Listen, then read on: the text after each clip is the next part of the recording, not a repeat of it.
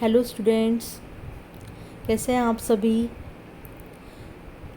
आज भी हम एक नया टॉपिक पढ़ेंगे मानव भूगोल के इस पेपर में। और आज हम पढ़ेंगे मानव प्रजातियां, जिसे हम कहते हैं ह्यूमन रेसेस।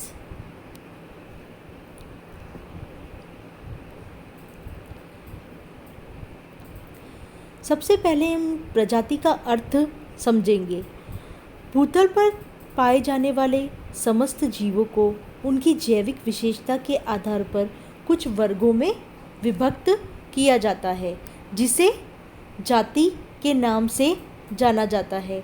इस प्रकार के जीवों के वर्गीकरण प्रजाति रेस कहा जाता है, जिसके सदस्यों में वंशानुक्रम से विशिष्ट शारीरिक लक्षण विकसित हो जाते हैं, जो उन्हें अन्य मानव वर्गों या प्रजातियों से पृथक करते हैं।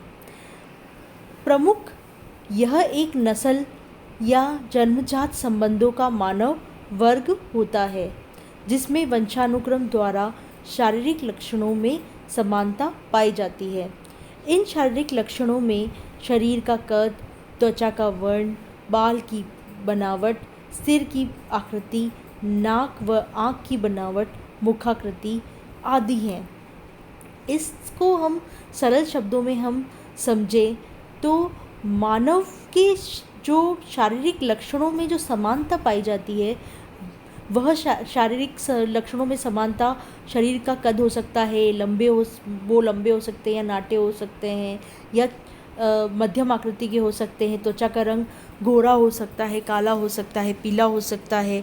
बाल की बनावट वो सीधे बाल हो सकते हैं, ऊन की तरह बाल हो सकते हैं, मोटे बाल हो सकते हैं। सिर की आकृति चौड़ा सिर वाला हो सकता है, पतला सिर वाला हो सकता है, मोटी नाक हो सकती है। आँख में हम अगर देखें तो वो काली आँखें हो सकती है, भूरी आँखें हो सकती है और नीली आँखें हो सकती है। तो इन शारीरिक लक्षणों में जब किन्हीं वंशानुक्रम में समानता पाई जाती है तो उनको प्रजाति कहा जाता है। प्रजाति जो है वो अंग्रेजी के रेस शब्द का हिंदी रूपांतरण है। रेस शब्द का जो सर्वप्रथम प्रयोग था वो फॉक्स महोदय ने 1570 में अपनी पुस्तक बुक्स ऑफ मार्टिस में किया था। इसकी उत्पत्ति संभवतः इटालियन शब्द रज़्ज़ा से हुई है, जिसका अर्थ है परिवार, वंश या नस्ल।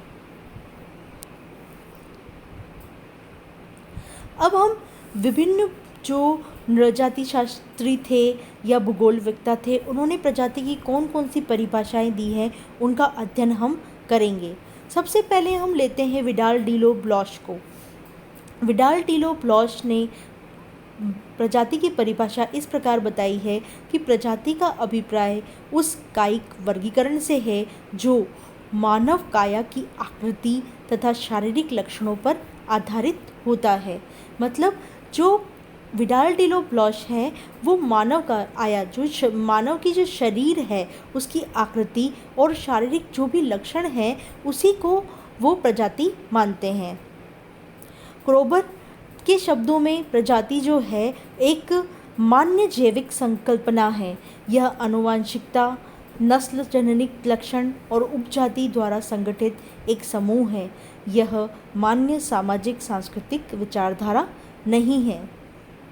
मतलब क्रोबर के अनुसार उसमें सिर्फ जननिक लक्षण, शारीरिक लक्षण और आनुवंशिक लक्षणों से संगठित एक समूह ही है। उसमें संस्कृति या समाज का कोई विचारधारा को सम्मिलित नहीं किया जाता। ग्रिफिथ टेलर, जिन्होंने हमने पिछले सिद्धांत में पढ़ा था, प्रवास कटिबंध सिद्धांत भी दिया है उन्होंने, जो प्रवास प्रजाति और प्रजाति का जो उद्गम स्थल है वो दोनों को ही बताता है, उन कटिबंधों को स्पष्ट करता है। और उन्होंने जो मानव भूगोल में बहुत अच्छा कार्य भी किया है, तो उनके शब्दों में जो मानव प्रजाति जो है वो नस्ल को प्रकट करती है, न कि सभ्यता को।